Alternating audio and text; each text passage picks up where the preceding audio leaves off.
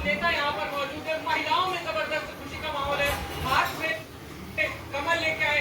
नीरज जैन हमारे साथ मौजूद है। पिछले 6 महीने से लगातार यहाँ पर थे। किसी बाजोरिया भी है।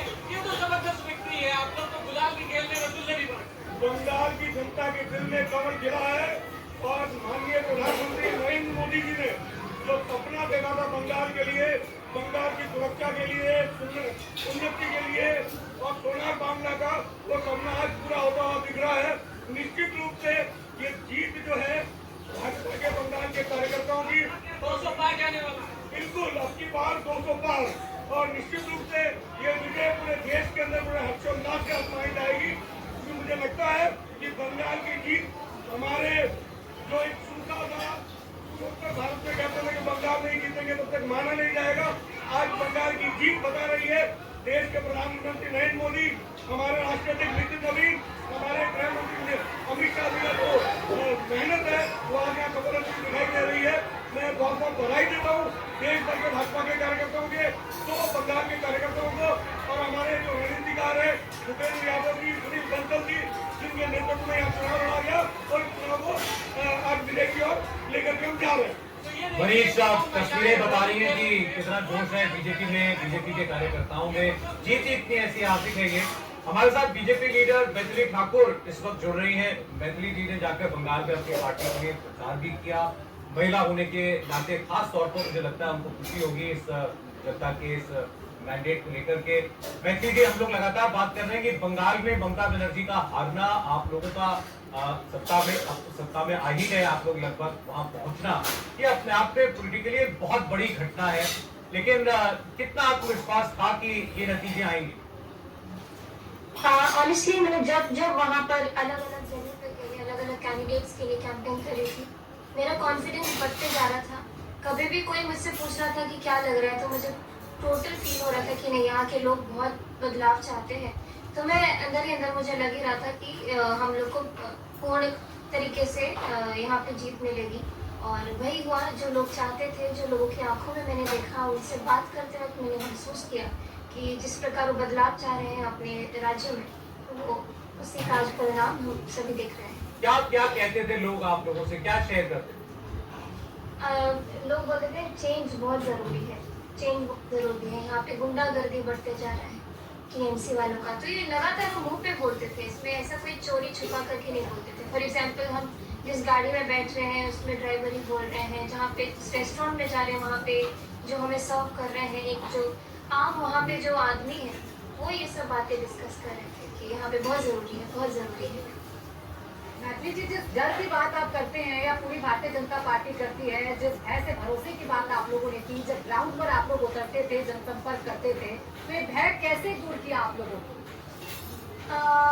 सबसे पहले मेरा तरीका सारे बड़े बड़े पॉलिटिशियन से डिफरेंट था, क्योंकि मैं जानती थी कि मुझे लोगों से आत्मीयता स्थापित करनी है और मुझे उसके लिए एफर्ट्स नहीं डालना पड़ता। और लगातार अपने आप जब भी मैं कहीं जाती हूँ, लोगों से बात करती हूँ, तो हमेशा लोग बहुत अलग तरीके से मुझसे कनेक्ट करते हैं। मैं बस लोगों से अपील करती थी कि आप अपने लिए सोचिए।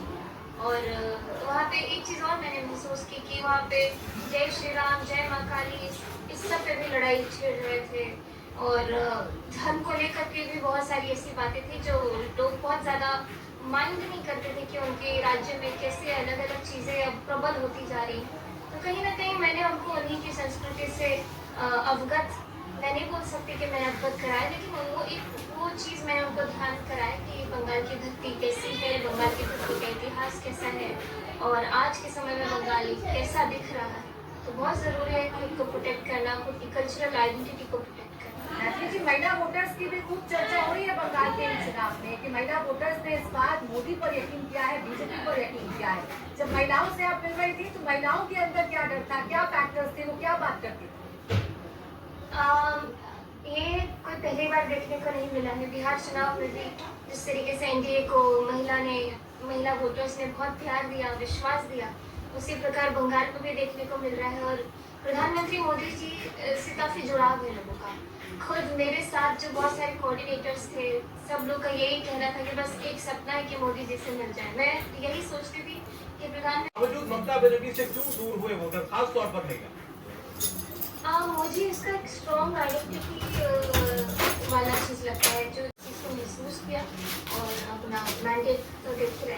गढ़वी जी, जब आप चुनाव प्रचार कर रही थी तो कई जगहों पर भजन के साथ आप हुंकार भरती थी या भजन के साथ आप अपने चुनाव प्रचार की शुरुआत करती थी। तो भजन गाना, जय श्री राम का उद्घोष करना, ये इतना जरूरी क्यों था पश्चिम बंगाल?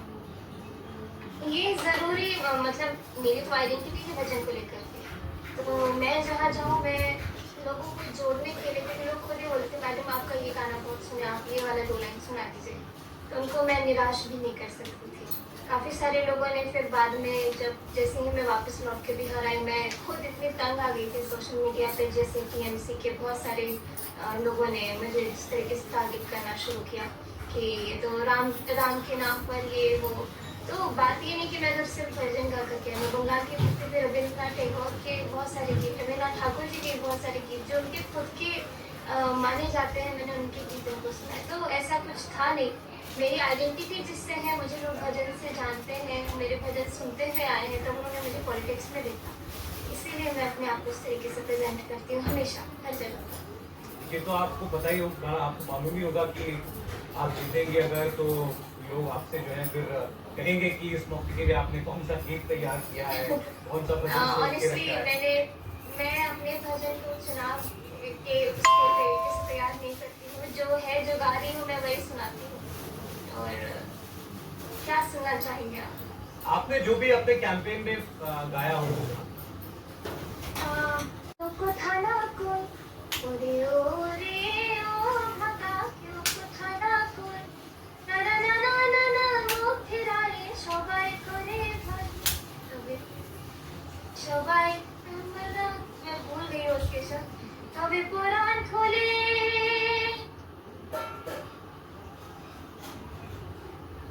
তবে পুরাণ খুলে তুই মুখ ফুটে তোর মনের কথা একলা বলো রে যদি কেউ ডাক শুনে কেউ না আসে তবে একলা চলো রে যদি তোর ডাক শুনে কেউ না আসে তবে একলা চলো রে। आपकी आवाज तो वैसे ही इतनी मीठी है, ये गीत की मिठास और भूल गई आपकी आवाज में। वैसे ठाकुर जी बहुत शुक्रिया, बहुत आपने हमें समय दिया इसके लिए, बहुत धन्यवाद और बहुत बधाई एक बार फिर आपको। वैसे ठाकुर हमारे साथ जी। और स्टूडियो में हमारे साथ हर्षवर्धन त्रिपाठी जी आ चुके हैं, प्रोफेसर संगीत रागी जी आ चुके हैं, जी आ चुके हैं। बहुत स्वागत है आप लोगों का। वहाँ जनता, वहाँ पॉलिटिकल पार्टियां जो है मेहनत कर रही थी, यहाँ आप इलेक्शन समझाने की मेहनत कर रहे थे लोगों को इस चुनाव में क्या होने जा रहा है। आप सब लोग आप पहले ये चाह रहे हैं कि विजय जी बोले? नहीं, वो रागिनी ने भी धीरे से कहा, पता नहीं क्यों सार्वजनिक नहीं कर, उन्होंने कहा कि विजय जी इधर आ जाते तो ठीक है, उनके हो गए, पता नहीं क्यों कह रहे थे ऐसा। नहीं, लेकिन विजय जी ने विदुर की तरह उनको प्रस्तुत किया और हमेशा ये उनको सिंपल मैथमेटिक्स जो हम लोग पढ़ाते थे शिक्षक होने के नाते कि भाई 90 लाख वोट कर चुका है और ये सारे वोट कौन है आपको बताने की जरूरत नहीं। कुछ तो मरे हुए हैं, कुछ जो छापा वोट में ट्रिब्यून का पड़ता था, कुछ बांग्लादेशी लोग थे जिनका वोट कटा है और 27 लाख की चीज लग रहा है। जैसे कोई कॉलेज जाता है बच्चा स्कूल से तो जैसे लगता है कि कोई बछड़ा अपने पगहा तोड़ा करके माँ के पास दूध पीने के लिए आती है, उस रफ्तार में भागता है। बंगाल की जनता लगता है जैसे कोई कंस और पुतना से उसको मुक्ति मिली हो, उस प्रकार से आज लोग आकर के वोट करेंगे। 93% मतदान आप मामूली बात समझ नहीं होता है क्या किसी डेमोक्रेसी